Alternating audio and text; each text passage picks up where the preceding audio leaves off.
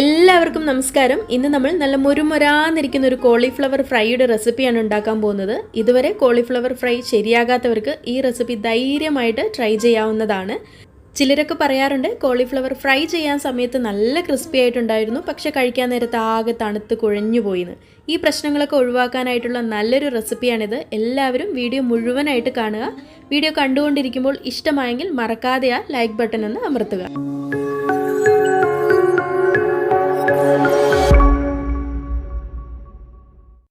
Cauliflower fry ഉണ്ടാക്കുമ്പോൾ അത്യാവശ്യം നല്ല ഫ്രഷ് ആയിട്ടുള്ള കോളിഫ്ലവർ തന്നെ സെലക്ട് ചെയ്യുക. അപ്പോൾ ഞാനിവിടെ ഒരുവിധം ഫ്രഷ് ആയിട്ടുള്ള ഒരു കോളിഫ്ലവർ എടുത്തിട്ടുണ്ട്.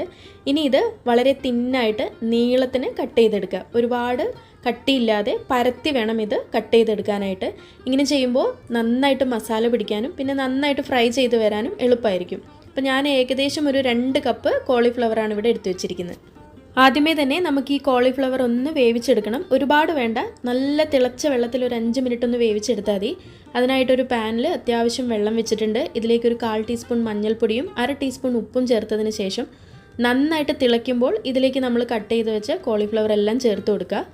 ചേർത്തതിന് ശേഷം നന്നായിട്ടൊന്ന് ഇളക്കിയിട്ട് ഒരു 5 മിനിറ്റിൽ കുറവ് സമയം മാത്രം വെച്ചാൽ മതി, നന്നായിട്ട് തിളയ്ക്കുന്ന വെള്ളത്തിൽ. ഇത് കുക്കാകാൻ വെച്ചിട്ട് നമ്മൾ എവിടെയും പോകരുത്, അടുത്ത് തന്നെ നിൽക്കണം. കാരണം ഒരുപാട് വെന്ത് പോയാൽ നമ്മുടെ കോളിഫ്ലവർ ആകെ കുഴഞ്ഞു പോകും. അപ്പോൾ നമ്മൾ എണ്ണയിൽ ഫ്രൈ ചെയ്യുമ്പോൾ ഒരുപാട് എണ്ണയൊക്കെ കുടിക്കാൻ ചാൻസ് ഉണ്ട്. അപ്പോൾ നമ്മുടെ കോളിഫ്ലവർ ഇവിടെ 5 മിനിറ്റ് ഒന്ന് ചൂടായി വന്നിട്ടുണ്ട്. ഇനി നമുക്കിത് ഒരു സ്ട്രെയിനറിലിട്ട് ഇതിൽ വെള്ളമെല്ലാം നന്നായി കളഞ്ഞ് നന്നായിട്ടൊന്ന് ഡ്രൈ ചെയ്തെടുക്കാം. ഇത് കോളിഫ്ലവർ ഒന്ന് കുക്കാകാൻ മാത്രമല്ല, കോളിഫ്ലവറിലുള്ള അണുക്കളോ അല്ലെങ്കിൽ ചെറിയ പുഴുക്കളൊക്കെ ഉണ്ടാവും എത്ര നമ്മൾ ഫ്രഷ് ആയിട്ട് വാങ്ങുകയാണെങ്കിലും. പക്ഷേ ഇതിലില്ല. സാധാരണ അങ്ങനെ കാണാറുണ്ട്. അതുമാത്രമല്ല, എന്തെങ്കിലും പെസ്റ്റിസൈഡൊക്കെ അടിച്ചിട്ടുണ്ടെങ്കിൽ അതൊക്കെ പോകാനായിട്ടാണ് നമ്മൾ ഇങ്ങനെയൊന്ന് വേവിച്ചെടുക്കുന്നത്.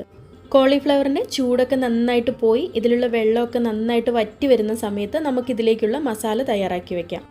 ആദ്യമേ തന്നെ ഒരു ബൗളിലേക്ക് 3 ടീസ്പൂൺ കാശ്മീരി ചില്ലി പൗഡർ ചേർക്കുന്നുണ്ട്. അതിൻ്റെ കൂടെ തന്നെ 1 ടീസ്പൂൺ നല്ല വറുത്ത് പൊടിച്ച പെരിഞ്ജീരകത്തിൻ്റെ പൊടിയും കൂടെ ചേർക്കുന്നുണ്ട്.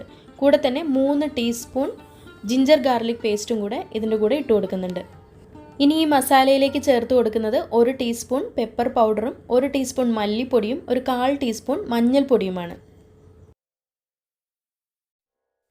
ഇതിൻ്റെ കൂടെ തന്നെ 2 ടീസ്പൂൺ ചിക്കൻ മസാലയും കൂടെ ചേർത്ത് കൊടുക്കുന്നുണ്ട്. ചിക്കൻ മസാല ഇല്ലെങ്കിൽ ഗരം മസാല ചേർത്ത് കൊടുത്താലും മതി. കൂടെ തന്നെ ഒരു 1/2 ടേബിൾ സ്പൂൺ നാരങ്ങാ നീരും കൂടെ ചേർക്കുന്നുണ്ട്. ടീസ്പൂൺ അല്ല, ടേബിൾ സ്പൂൺ. മാത്രമല്ല ഇതിൽ 2 ടേബിൾ സ്പൂൺ ടൊമാറ്റോ കെച്ചപ്പും കൂടെ ചേർക്കുന്നുണ്ട്. ഇതുണ്ടെങ്കിൽ നല്ല ടേസ്റ്റ് ആയിരിക്കും. ടൊമാറ്റോ കെച്ചപ്പ് ചേർത്താൽ ഒന്നുകൂടെ ടേസ്റ്റ് ആയിരിക്കും. പറ്റുമെങ്കിൽ സ്കിപ്പ് ചെയ്യാതെ ഇട്ട് കൊടുക്കുക. കൂടെ തന്നെ ഒരു 1/2 ടീസ്പൂൺ സോയാ സോസും കൂടെ ചേർത്ത് കൊടുക്കുക. ഇനി നമുക്കിതിലേക്ക് ഉപ്പ് ചേർക്കണം. ഇപ്പോൾ അല്ല, സോയാ സോസിനൊക്കെ ഉപ്പിൻ്റെ രുചി ഉണ്ടാവും. അതുകൊണ്ട് അവസാനം ചേർത്ത് കൊടുത്താൽ മതി. ഇതെല്ലാം കൂടെ നന്നായിട്ടൊന്ന് മിക്സ് ചെയ്തെടുക്കുക. നന്നായിട്ട് മിക്സ് ചെയ്ത ഈ മസാലയിലേക്ക് ഒരു 1/4 കപ്പ് വറുത്ത അരിപ്പൊടിയാണ് ചേർത്ത് കൊടുക്കുന്നത്. നല്ല സ്മൂത്തായിട്ട് പൊടിച്ചെടുത്ത വറുത്ത അരിപ്പൊടി. അതിനുശേഷം അതിലേക്ക് ഒരു 1/4 കപ്പ് കോൺഫ്ലവറിൻ്റെ പൊടിയും കൂടെ ചേർത്ത് കൊടുക്കുന്നുണ്ട്. ഇത് രണ്ടുമാണ് നമ്മൾ നല്ല ക്രിസ്പിനെസ്സിന് വേണ്ടി ചേർത്ത് കൊടുക്കുന്നത്. ഇനി ഇത് 1 കപ്പ് വെള്ളം ഞാനിവിടെ എടുത്തു വെച്ചിട്ടുണ്ട്. അത് കുറച്ച് ഒഴിച്ച് നമുക്കിതൊന്ന് മിക്സ് ചെയ്തെടുക്കാം. 1 കപ്പ് വെള്ളം മുഴുവനായിട്ട് വേണ്ടി വരില്ല, പക്ഷേ നന്നായിട്ട് മിക്സ് ചെയ്യുമ്പോൾ നമുക്ക് അതിൻ്റെ ഒരു കൺസിസ്റ്റൻസി മനസ്സിലാക്കാം. അതിനനുസരിച്ച് നമ്മൾ ചേർത്ത് കൊടുക്കാം. പിന്നെ ഇതിൽ മൈദ, കടലമാവൊക്കെ ചേർത്ത് ചിലർ ഫ്രൈ ചെയ്യാറുണ്ട്. പക്ഷേ അതിനെക്കാട്ടിയൊക്കെ ഏറ്റവും നല്ല ക്രിസ്പി ആയിട്ട് വരുന്നത് ഇതാണ്. അതുമാത്രമല്ല, മറ്റ് കടലമാവും മൈദയൊക്കെ ചേർക്കുമ്പോൾ അത് മേലെ ഒരു പാട പോലെ ഇളകി പോകാൻ ചാൻസ് ഉണ്ട്. പക്ഷേ ഇത് രണ്ടും നമ്മുടെ കോളിഫ്ലവറിൽ നന്നായിട്ട് പറ്റി പിടിച്ച് ഫ്രൈ ആവുന്നതുകൊണ്ട് നന്നായിട്ട് തന്നെ നമുക്ക് നല്ല മസാലയൊക്കെ നന്നായിട്ട് ഫ്രൈ ആയിട്ട് കിട്ടും. ഇവിടെ നമ്മൾ നല്ലൊരു സ്മൂത്ത് ആയിട്ടുള്ളൊരു ബാറ്റർ ഉണ്ടാക്കിയിട്ടുണ്ട്. ഇതിലേക്ക് അല്പം ഉപ്പും കൂടെ ഞാൻ ചേർത്ത് കൊടുത്തിട്ടുണ്ട്. അത് റെക്കോർഡായിട്ടില്ല തോന്നുന്നു. ഒരു 1/2 ടീസ്പൂണിന് മേലെ ഞാൻ ഉപ്പ് ചേർത്ത് കൊടുത്തിട്ടുണ്ട്. ഇനി ഇതിലേക്ക് നമ്മുടെ നേരത്തെ എടുത്തു വെച്ച കോളിഫ്ലവർ ചേർത്ത് കൊടുക്കുക. നന്നായിട്ട് ഇതൊന്ന് ഇതിലേക്ക് മാരിനേറ്റ് ചെയ്തെടുക്കാം. കോളിഫ്ലവർ വേവിച്ച് വെച്ചതായതുകൊണ്ട് ഉടഞ്ഞു പോകാൻ ചാൻസ് ഉണ്ട്. അതുകൊണ്ട് മെല്ലെ വേണം. ചെറിയൊരു സ്പൂണും കൊണ്ടോ അല്ലെങ്കിൽ കൈ കൊണ്ട് തന്നെ പതുക്കെ നമ്മളിതൊന്ന് നന്നായിട്ടൊന്ന് കുഴച്ച് പിടിപ്പിച്ചെടുക്കണം എല്ലാ ഭാഗത്തും. എന്നിട്ടിത് കുറഞ്ഞതൊരു 30 മിനിറ്റെങ്കിലും നമ്മളിതൊന്ന് ഫ്രിഡ്ജിൽ വെക്കുക. ഫ്രിഡ്ജിൽ അല്ലെങ്കിൽ പുറത്ത് വെച്ചാലും മതി. ഒട്ടും സമയമില്ലെങ്കിൽ ഒരു 15 മിനിറ്റെങ്കിലും ഇത് ഇതുപോലെ മാരിനേറ്റ് ചെയ്ത് വെക്കാനായിട്ട് പ്രത്യേകം ശ്രദ്ധിക്കുക. എന്നിട്ട് വേണം നമ്മളിത് ഫ്രൈ ചെയ്തെടുക്കാനായിട്ട്. ഇപ്പോൾ നമ്മുടെ കോളിഫ്ലവർ വെച്ചിട്ട് ഏകദേശം 30 മിനിറ്റ് ആയിട്ടുണ്ട്. ഇനി നമുക്കിത് ഫ്രൈ ചെയ്തെടുക്കണം. അപ്പോൾ അതിനായിട്ടൊരു പാനിൽ എണ്ണ വെച്ചിട്ടുണ്ട്. എണ്ണ നന്നായിട്ട് ചൂടാവുമ്പോൾ മീഡിയം ഫ്ലെയിമിലേക്ക് കുറച്ച് വയ്ക്കുക. ഇത് എണ്ണയിലേക്ക് ഓരോന്നായി ഇട്ട് കൊടുക്കണം.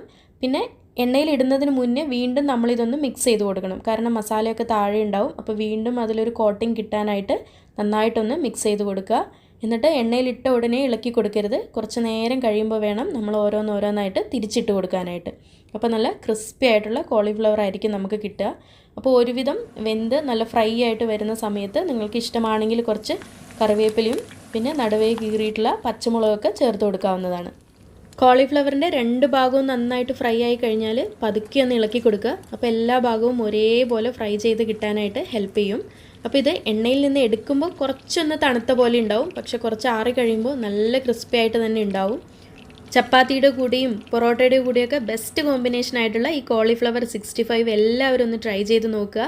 ഇതുവരെ ശരിയാകാത്തവരും മറക്കാതെ ഈ റെസിപ്പി ഒന്ന് ട്രൈ ചെയ്ത് നോക്കുക. ഉറപ്പായിട്ടും സക്സസ് ആകും. അപ്പോൾ എല്ലാവർക്കും ഈ വീഡിയോ ഇഷ്ടമായെന്ന് വിചാരിക്കുന്നു. വീഡിയോ ഇഷ്ടമായെങ്കിൽ ചാനൽ മറക്കാതെ ഒന്ന് സബ്സ്ക്രൈബ് ചെയ്ത് സപ്പോർട്ട് ചെയ്യുക. ബെല്ലൈക്കണിൽ ഓൾ എന്ന ഓപ്ഷനും കൊടുക്കുക. വീഡിയോയിൽ ഒരു ലൈക്കും കൊടുക്കുക. അപ്പോൾ മറ്റൊരു വീഡിയോയുമായി വീണ്ടും കാണാം.